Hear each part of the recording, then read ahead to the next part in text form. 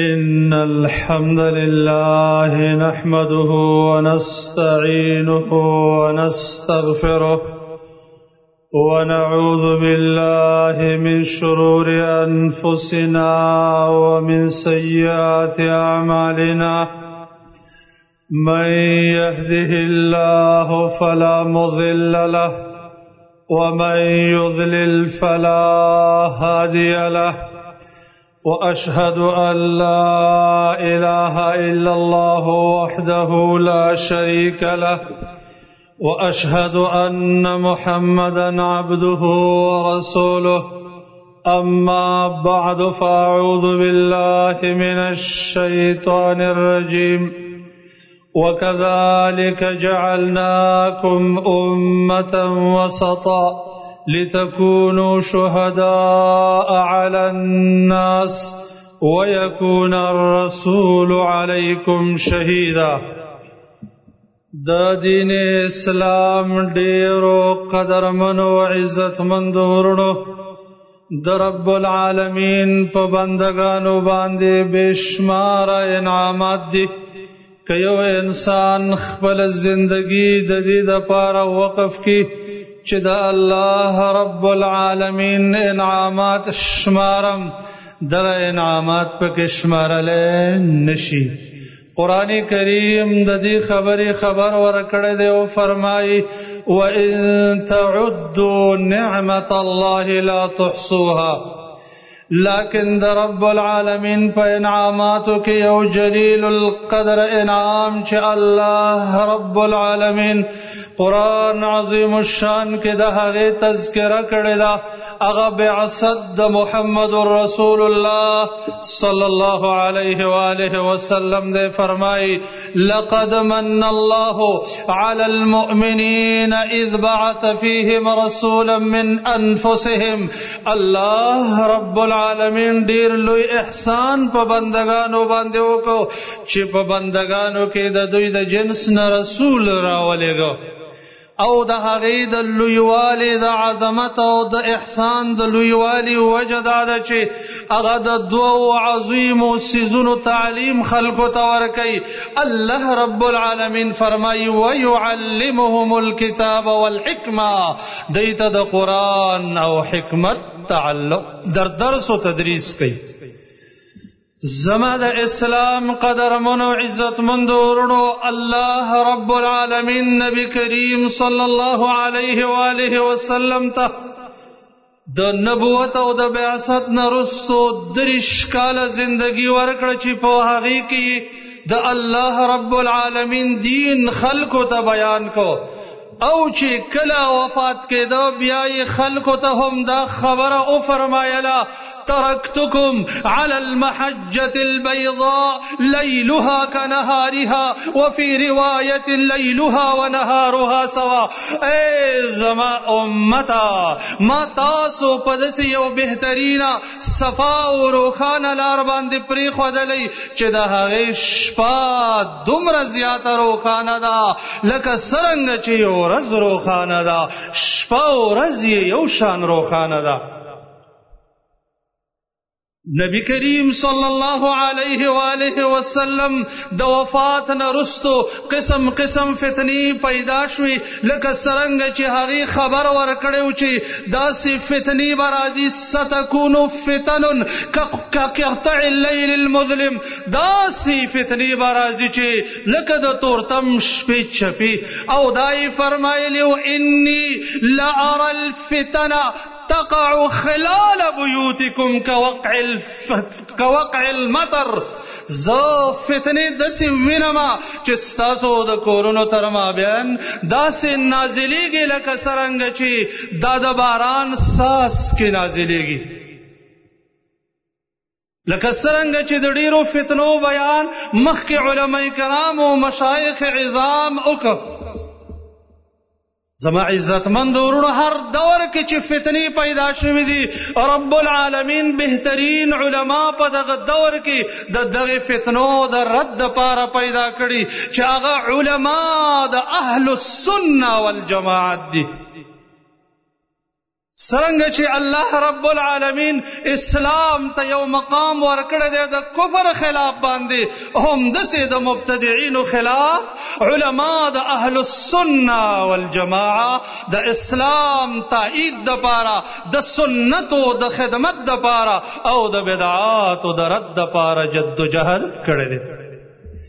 باید او پیژنو چې اهل السنه والجماعه څوک دي او د هغوی څه خصوصیات او امتیازات دي. سنت لغت کې مطلقی طریقې ته ویل کېږي، صحیح طریقې ته هم ویل کېږي او بدی طریقې ته هم، لکه من سن فی الاسلام سنتا حسنه او بیا من سن فی الاسلام سنتا سیئه.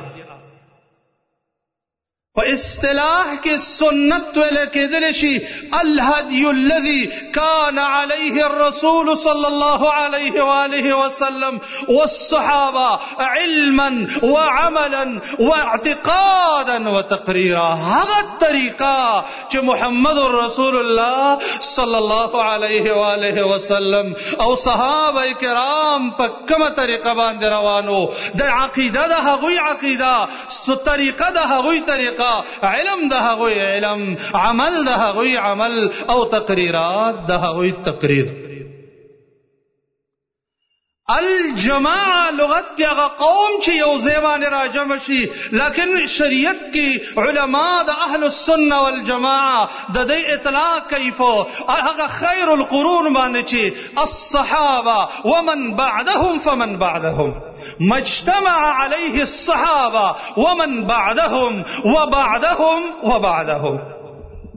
څنګه چې نبی کریم صلی الله علیه و آله وسلم فرمایي خیر الناس قرنی ثم الذين يلونهم ثم الذين يلونهم ثم الذين يلونهم ثم يفشو الكذب.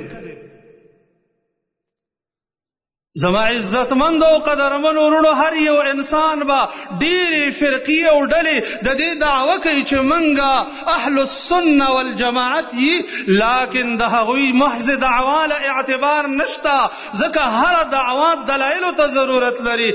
اهل السنه والجماعه یو څه خصوصیات او امتیازات لري. کم قوم، کم ملت، کم یو فرقه کې ډله کې چې دا خصوصیات د اهل السنه والجماعه نوي، دغه اهل السنه والجماعت ندي.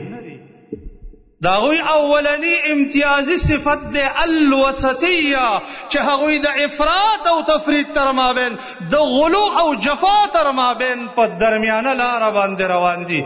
نه افراط شتا او نه تفرید شتا، نه غلو شتا او نه جفا شتا. څنګه چې الله رب العالمین مسلمانانو ته هم دغه لقب ورکړی دی، وکذالک جعلناکم امة وسطا ای عدلا بین الافراط والتفرید، هم دغه رنگ اهل السنه والجماعت هم دي. څنګه چې شیخ الاسلام ابن تیمیه رحمه الله او هغه د مخکې سلفونه هم دا نقل کوي، فرمایي اهل السنه فی اهل الاسلام كاهل الاسلام فی سائر الادیان. اهل السنه والجماعه د مسلمانانو تر مابین داسې د اعتدال، داسې د میان روی فرقه ده، داسې میان روی والا جماعت ده. څرنګه چې مسلمانان د کفارو، د یهودو او نصاراو د افراط او تفرید تر مابین دي. څنګه چې یهودو کې تفرید زیات ده، هم دغه رنګ نصاراو کې یهودو کې افراط زیات ده، نصاراو کې تفرید زیات ده. اسلام د هغوی تر مابین د افراط او تفرید تر مابین دي. څنګه چې نبی کریم صلی الله علیه و آله وسلم د دې اعتدال منهج تذکرہ کړی دا او فرمای ان من اجلال الله عز وجل اکرام ذی الشیبة المسلم وحامل القرآن غیر الغالی فیه والجافی عنه.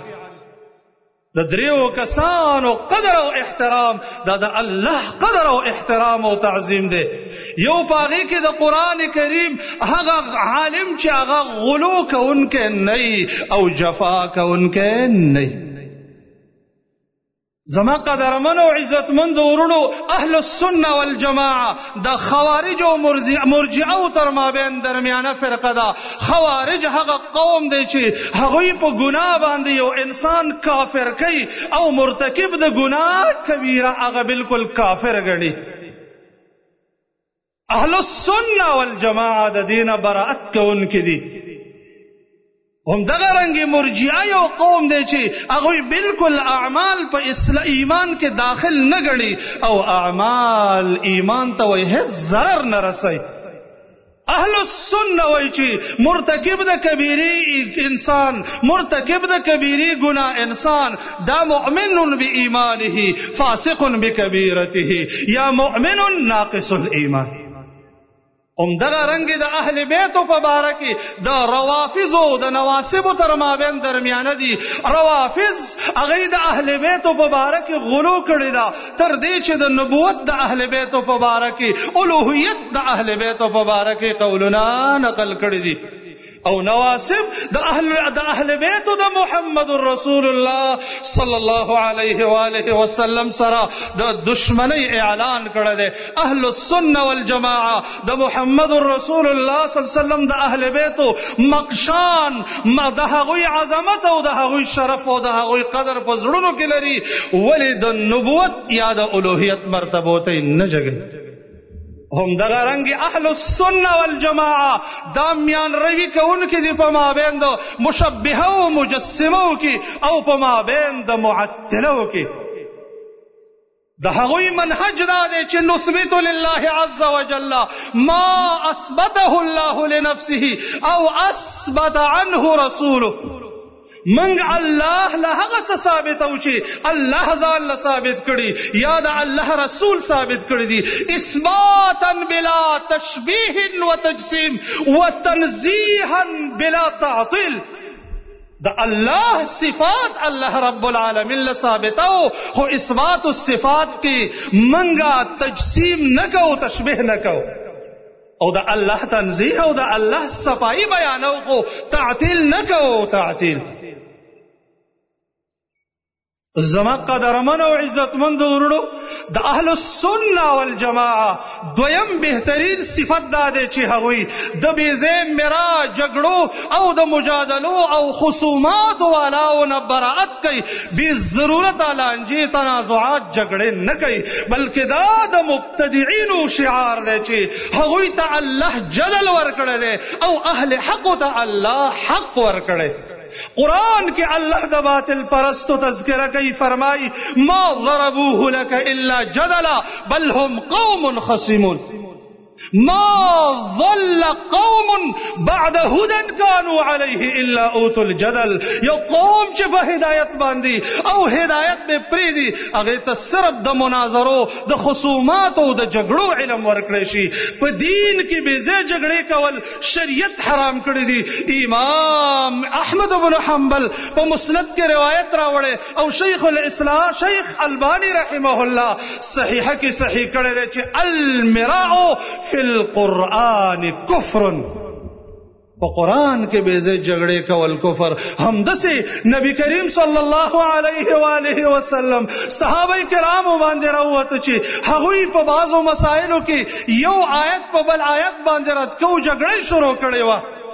نبی صلی الله علیه و آله وسلم دومره غصه شو کأنما فقع فی وجنتیه حب الرمان، گویا کې د هغې په مخ مبارک کې د انارو دانې چولې وې. او بیا یې وفرمایل ابهذا بعثت ام بهذا امرتم، آیا زه په دې خبرو را په دې جګړو را لېږلی شوی یم او که نه تاسو ته په دې حکم شوی.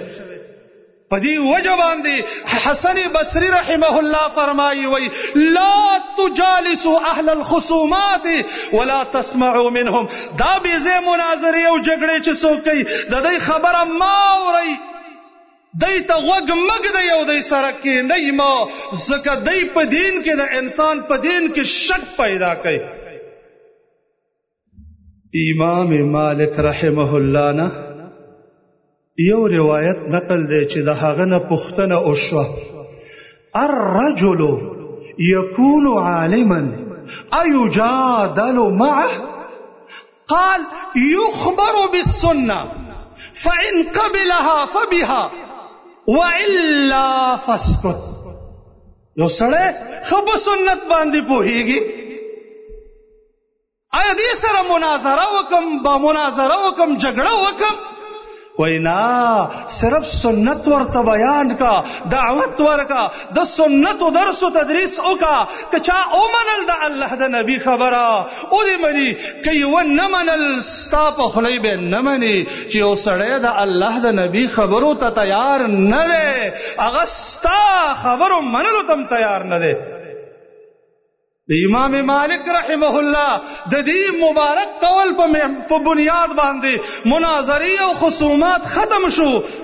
یو سړی په موږ اعتراضات کوي چې رفع الیدین چیرته دي، آمین چیرته دی، فاتحه خلف الامام چیرته ده، د عقیدې دا مسائل چیرته دي. لنډ جواب دی چې د الله د کتاب نه رستو صحیح کتاب د امام البخاری رحمه الله دی. دا ځان لواخله که په معنی نه پوهیږي، په پښتو، اردو، پارسی کې ورته ترجمه لیکل شوې ده، ځان له کمره کې ورته کېنه، که دا دې پکې مونده کړل عمل پې وکړه، که دې پې نه کوو د الله ډېر بندګان شته چې هغه پې عمل کوي، او که دې په مونده نه کړل دوباره وګوره، که نه راشه چې زه درته دروخم.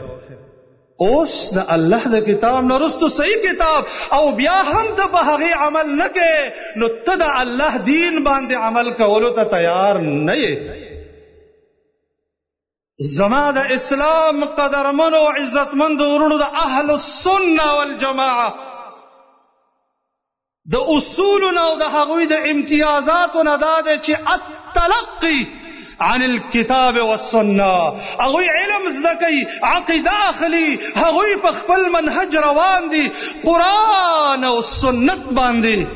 قیل ذکر حکیا یحکا رؤیا فی المنام باندې عمل نه کوي چې ویلې شوي دي، فرمایل شوي دي، بزرگ خوب لیدلی، پلانی دارالافتا فتوا ورکړې ده. نه، الکتاب والسنه څنګه چې د محمد رسول الله صلی الله علیه و آله وسلم همدا پیغام پیش کوي، فرمایل چې ترکت فیکم امرین او ترکت فیکم شیئین لن تضلوا ما تمسکتم بهما. اے امتا، دو څیزونه مې پرېښودل چرې به ګمراه نشئ تر څو چې تاسو په هغې عمل ونه کوئ، قرآن او سنت دی. دیو جنا امام ابن ابي العز رحمه الله په خپل کتاب کې ذکر کوي وکيف يرام علم الاصول بغیر التلقي من الكتاب والسنه او بغیر ما تلقاه من الكتاب والسنه. سرنګ یو سړی په عقیدې په بحث کې په فن کې بحث کوي، نه قرآن شته د قرآن معنی او نه په احادیثو باندې. زما قدرمن او عزتمند ورونو، د اهل السنه والجماعه منهج دا دی چې قرآن او سنت به دواړه منو، دواړه. داسې نه چې قرآن د سنت سره ټکراول او بیا هغه پرېښودل، یا یو حدیث د بل حدیث سره ټکراول او بیا پرېښودل. احادیثو کې ټکراو نشتا. ما بین الفاظ الرسول تناقض بل ذاک فی الافهام والاذهان. د محمد رسول الله صلی الله علیه و آله وسلم په خبرو کې ټکراو نشتا. دا ستا د ذهن ټکراو دی، د ذهن علاج دی. اوکا داسې لاړ شه چې بهترینو علماو ته لاړ شه چې هغه د دې علاج وکي. څنګه چې امام ابن قیم فرمایي، وی د انسان باندې بیماریان راځي، بیماریان وی د دې بیماریانو علاج شه دی په کتاب او سنت باندې وکا. هغه دا ذکر کوي چې د دې ټولو څیزونو شفا په کتاب او سنت کې ده، بل شي کې نشته. زما د اسلام قدرمنو او عزتمندو ورونو، همدا فتنه عمر بن الخطاب رضی الله عنه کوم چې د هغه بهترینو شخصیتونو نه و چې الله رب العالمین هغه ته په ذهن کې د خیر الهامونه کول، څنګه چې نبی صلی الله علیه وسلم فرمایي انه کان فی الامم قبلکم محدثون فإن یکن فی امتی فعمر بن الخطاب. مخکنو امتونو کې داسې خلکو چې الله ورته د خیر الهامونه کول، که زما په امت کې وي هغه به عمر بن الخطاب وي. امام دارمی رحمه الله په خپل سنن کې هم دا فتنه ذکر کړې ده، فرمایي وای سیأتی ناس، عمر سے وای سیأتی ناس یجادلونکم بشبهات القرآن فخذوهم بالسنن فإن اهل السنن اعلم بکتاب الله. دسه باطل فرس خلق برازي په نوم د علماء برازي، خلقو ته ډیر محبوب وي، صفا بیانات بکي، خپل آوازونه به وباسي، لیکن قرآن به د حدیث سره ټکراوي. لا علاج سره وي فخذوهم بالسنن، دوینا راونسی گرفتار کوي اوی تړي په احادیثو باندې، په احادیثو باندې را اوتړي. ولذکر احادیث د محمد رسول الله صلی الله علیه و آله وسلم باندې هغه څوک په قرآن خپويږي چې څوک په احادیثو باندې خپويږي. نور پکې جهالت ده. والجهل داء قاتل وشفاؤه شيئان في التركيب متفقان، نص من القرآن او من سنة وطبيب ذلك عالم رباني.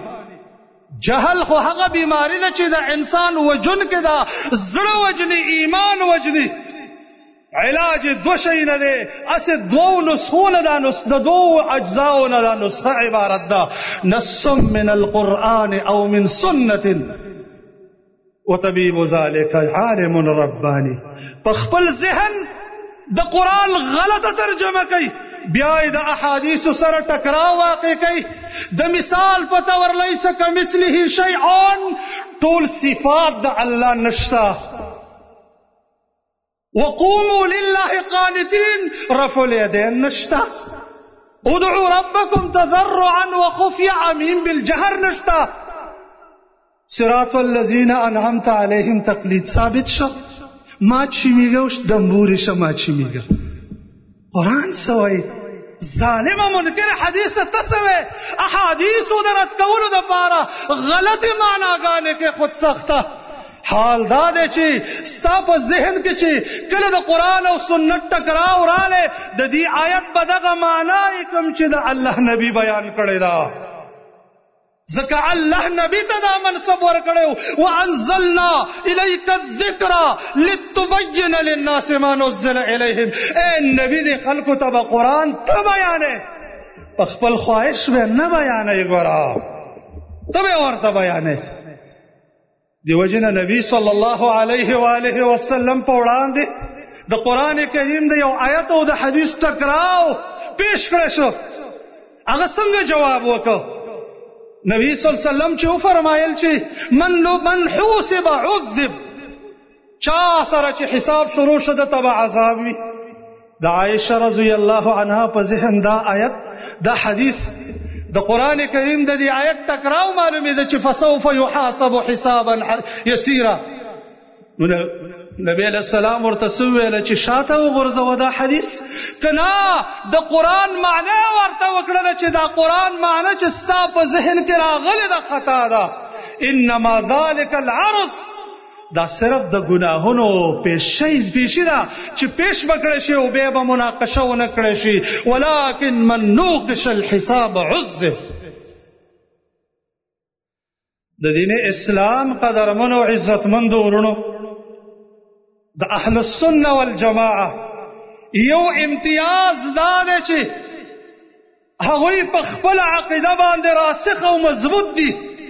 که یو طالب العلم نه هم پوښتنه وکړي بالکل مضبوط ولاړ وي، بالکل په خپل خبره باندې کلک وي، عالم هم دغسې وي.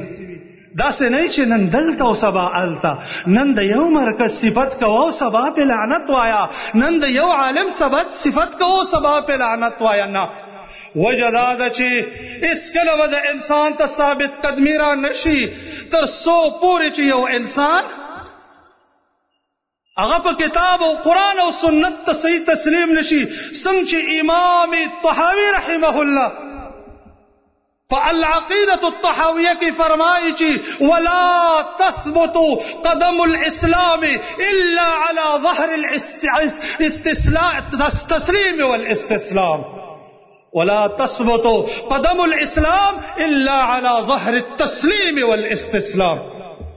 سڑے بہا اس وقت کے ثابت قدم پاتے نشی ترسو پوری چاغا قرآن و سنت صحیح منقاد نشی. اگر خلق شی قرآن و سنت منقاد ندی. امام طحاوی رحمہ اللہ بیاد ہاگوی حالت ذکر کئی فرمائی فیتذبذب بین الکفر والایمان والاقرار والانکار والتصدیق والتکذیب شاک موسوسا شاکا تائہا لا مؤمنا مصدقا ولا کافرا مکذبا ولا جاہدا مکذبا. دس انسان بد ایمان او کفر تر مابین اقرار او انکار تر مابین د تصدیق او تکذیب تر مابین وسوسه کل انسان وی وسوسه وکي نو صفا کافر جوړيږي او نو صفا مؤمن جوړيږي. نو صفا کافر جوړيږي او نو صفا مؤمن جوړيږي. به د علماء قولونه را نقل کړی دي کوم چې هغوی قرآن او سنت ته صحیح منقاد شوي نو په آخرنۍ زندګۍ کې به توبه ویستله. د هغوی اضطرابات علماء ذکر کړی دي اضطرابات چې مونږ ته اطمینان نشته صرف په ظنیاتو باندې خبره کو. ابن رشد الحفید چې د خپل دور د کلام غټ امام او منطقي دی اغا تحافت التحافت کے وئی ومن الذي قال في الالہیات شیئا یعتد به. دا اللہ پبارک او پا عقیدہ کے با سوک دسی اعتمادی قول پیش کے طول ظنیات دی. دغه رنگ امام عابدی د خپل دور د کلام لوی امام دی خو په هر مسله کې به هغې ته توقف او هغې ته به تذبذب او پته به ورته نه لګېدله چې زه پسه یم. د خپل دور امام چې ډیر مشهور امام دی امام رازی هغه هم د ډیر د علم کلام د انتها په وخت کې هغه یو څو شعرونه ویلا او په شعرونو کې دا خبره ثابته کړه چې موږ سره صرف شک دی یقین نشتا. هغه شعرونه دا دی نهایت اقدام العقول عقال وعایت صغی العالمین الضلال وارواحنا فی وحشة من جسومنا. بوي ولم نستفد من طول بحثنا سوا ان جمعنا فيه قيل وقالوا. طول الزندگی میں مناظرے مباحثے وکڑی کبیر وغیرہ میں ولیکو صرف قیل و قال پکے دے نور پکے سشے نشتا. او بیاوی ولقد تعملت الطرق الكلامية والمناهج الفلسفية فما رأيتها تروي عليلا ولا تشفي غليلا. د کلام او فلسفی په منهج کې می بحث وکړو نه پکې د تند انسان تند ختمیږي او نه پکې بیمار انسان ته شفا ورکول شي. او به د قرآن او سنت رهنمایي کړې ده چې دا وګورئ. همدغه رنګ امام غزالی د خپل دور هغه هم د ژوندۍ په آخرنۍ لحظاتو کې په خپلو ټولو خبرو خپېمانه او په آخره کې به دا وویله په آخره کې چې صحیح البخاری په سینه پرته او جړلې او په دغه حالت کې وفات شو. نن یو سړی راپاڅېږي ځان ته غزالی الوقت وایي نکده د دې عمل نه توبه ویستلې ده سینه باندې صحیح البخاری پرته او جړلې خو تا امت تباه کړه ستا توبه به بیا څرنګه وي. نن در سره موقع ده د دې خپل کلامي منهج نه توبه وباسه او په صدق کتاب او سنت ته راشه. د کلام یو لوی امام شهرستانی و چې هغه هم نهایت زیاد تحقیقات ونرستو خپل ټوله خلاصه په یو دو شعرونو کې ذکر کوي وی لعمري لقد طفت المعاهد كلها وسيرت طرفي بين تلك المعاهد فلم أرى إلا واضعا كف حائر على ذقن أو قارعا سن نادم. وی قسم پا اللہ پا ټولو علمی مراکز وگرزیدم، پا ټولو معهدون وگرزیدم، خو ما هیڅوک موندنه که په باب کې د عقیده کې چې ورسره اطمینان وي. هر سړي د حیرانتیا د وجې نه د خپلې زنې نه لاندې لاس یخی دی او یا د ډېر تحیر د وجې نه خپل غاښ ټکی. یو جلیل القدر اهل الحدیث امام ورته جواب ورکوي، وی لعلک احملت الطواف. امام صنعانی رحمه الله صاحب د سبل السلام هغه وی لعلک احملت الطواف بمعهد الرسول ومن لاقاه في كل عالم فمن خار من يهدي بهدي محمد ولست تراه قارعا سن نادي. وی وتوی ورور کې دیش یو معهد دی پرېخه یغې نه نیتله هغه داسې معهد د رسول لکه معهد د امام بخاری رحمه الله الجامعة العثرية او داس نور د دین خپل مراکز چې قرآن او سنت پکې درس کیږي. لعلك احملت الطواف بمعهد الرسول ومن لاقاه في كل عالم. هغه وی څوک چې د سنت او د نبی صلی الله علیه وسلم تابعدار وي هغه حیرانیږي نه او نه هغه د حیرانتیا نه غاښونه ټکوي، هغه په دې خپل عقیده مضبوط ولاړ وي، مباهلې ته پې تیار وي.